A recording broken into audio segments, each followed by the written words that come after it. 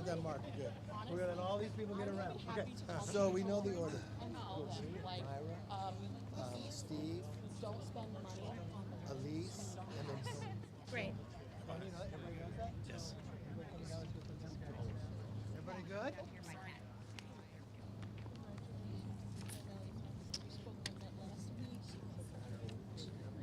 You all here? Okay. You know, the sign out front says historic. Because moments ago, we watched a moment of history. Myra Flores was officially sworn in.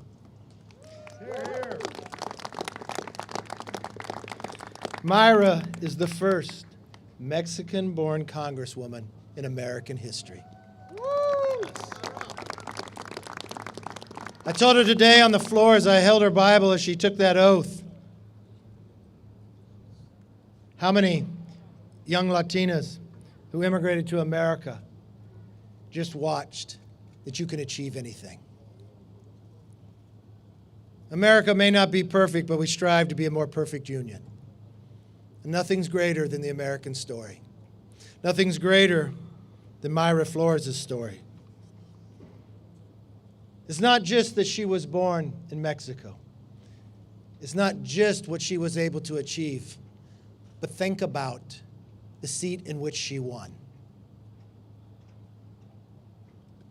It is a seat that the Republican Party has not had in more than 100 years of the Rio Grande Valley. It is a seat that President Biden won by more than 13 and President Barack Obama won by more than 22. It wasn't in a general election, it was in a primary that even make it more difficult.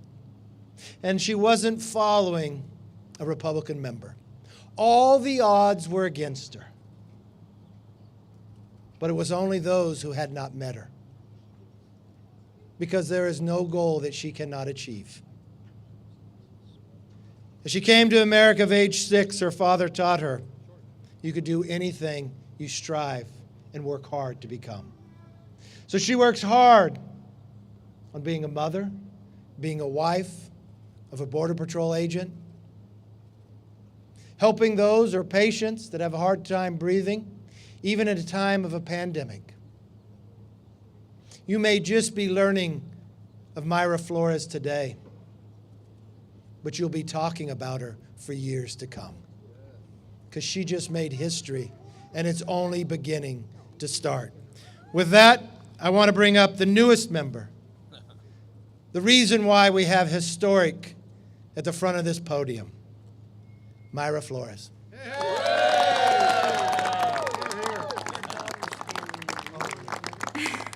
Thank you so much. Today, I will give a voice to the voiceless.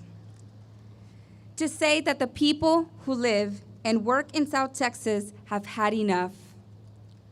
We want to be heard, and we are tired of being taken for granted and treated like second-class citizens. I was born in Burgos, Tamaulipas, Mexico. Arriba Burgos, sí señor. Raised with strong values to always put God and family first. My father, Saul Flores, moved us to the United States because of the promise of America. He told me, in this country, if you work hard, you can accomplish anything. My story proves he is right. But right now, our people are struggling. They're taken for granted. That ends now.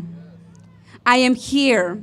I have risen from working in the cotton fields to representing the community I love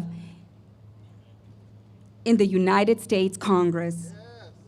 And I will give them the voice they need. I will use it to say, our lives are not a game.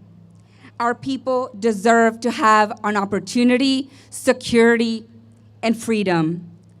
I will work every day to give it to them.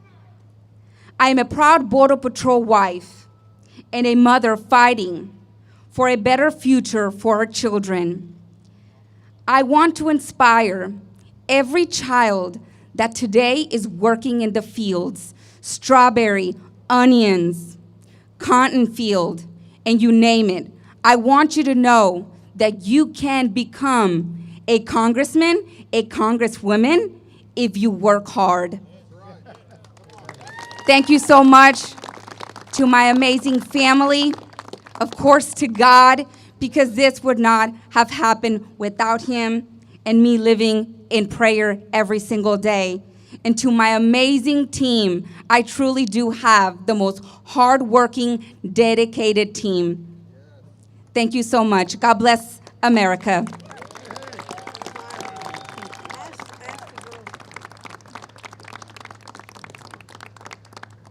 Wow, only in America. We've heard that so many times.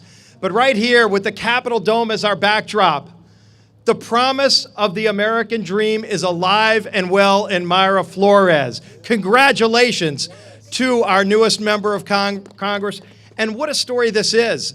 As Myra talked about giving voice to the voiceless, Myra is also giving hope to millions of boys and girls who came to this great country seeking opportunity, seeking their piece of the American dream. She represents the American dream. We are so proud to welcome her as not only the first woman ever elected to Congress who was born in Mexico, but as the newest member of what's going to be a growing House Republican Conference. Congratulations, Myra. You keep this Statue of Freedom and the eternal dream that is America alive and well. Hear, hear. Now I'll bring up our conference chair, Elise Stefanik. From California to Texas to New York, Americans are uniting behind Republicans like our newest member of Congress, Myra Flores, and Connie Conway, who was sworn in last week, because families know they cannot afford to live under Democrats' far-left, failed socialist rule. In less than 2 cycles, House Republicans went from only 13 Republican women to 35, and we are just getting started. This year, we have the most diverse Republican candidates running for Congress in history.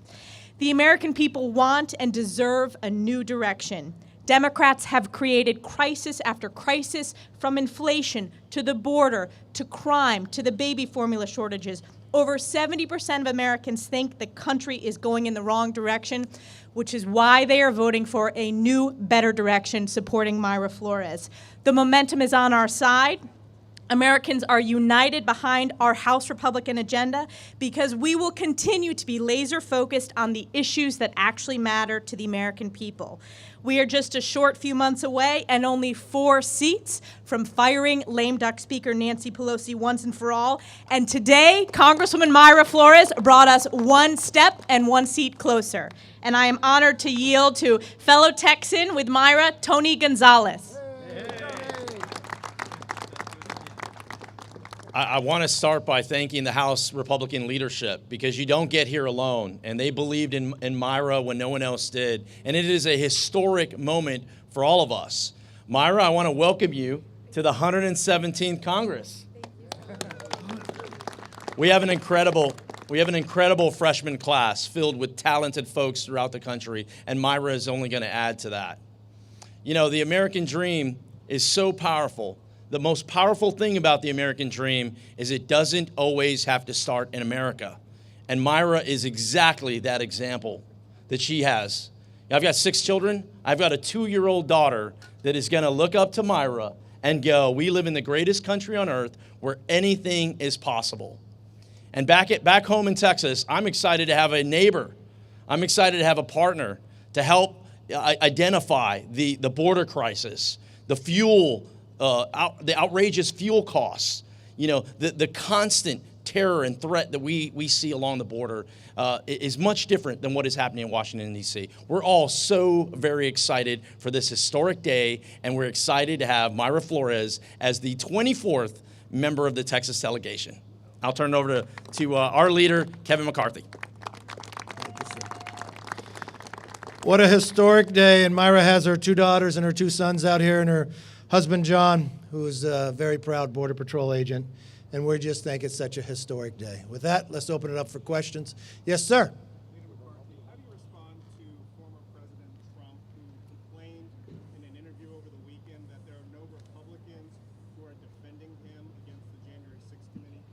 Well, the one thing I will tell, just I talked to the president yesterday, he's very excited that Myra just won a seat that the Democrats have held for more than 100 years. We've watched what Nancy Pelosi has done with this political committee. One thing I know is that since Nancy has appointed this political committee, gas has gone up $1.86. If you just watch an election that Republicans have not won in more than 100 years, in a seat that Biden won by 13, a seat that's 84% Hispanic, the second most Hispanic seat in the nation, the Democrats did the exact same thing with your question. They'd focused on an issue that the public is not focused on. The public is focused on, why is inflation so high? Why is the border insecure? Crime is rising. Everything is costing more. And that's exactly why Myra ran, and that's exactly why she won. Yes, another good question. Was Donald Trump right to pressure state officials and Mike Pence to pressure them to overturn the election results?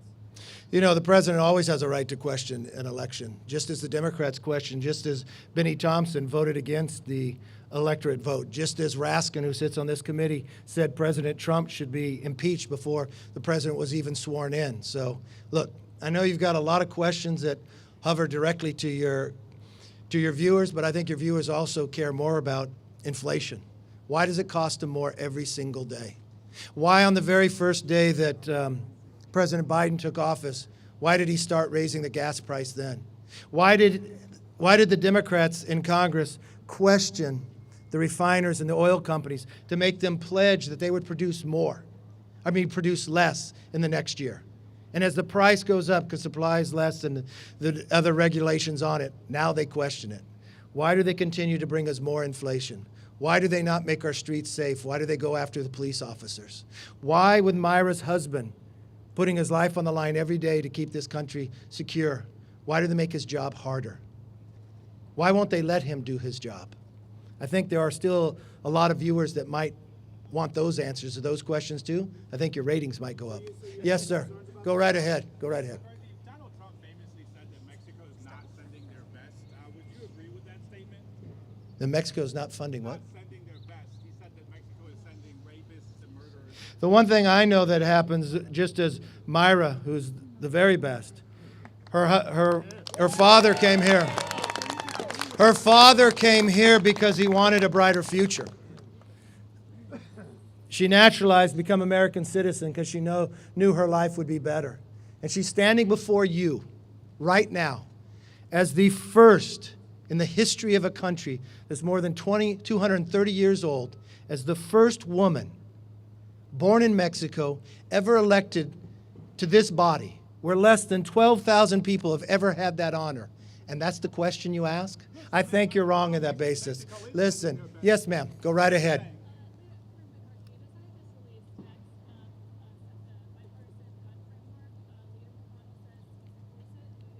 I haven't seen the bill.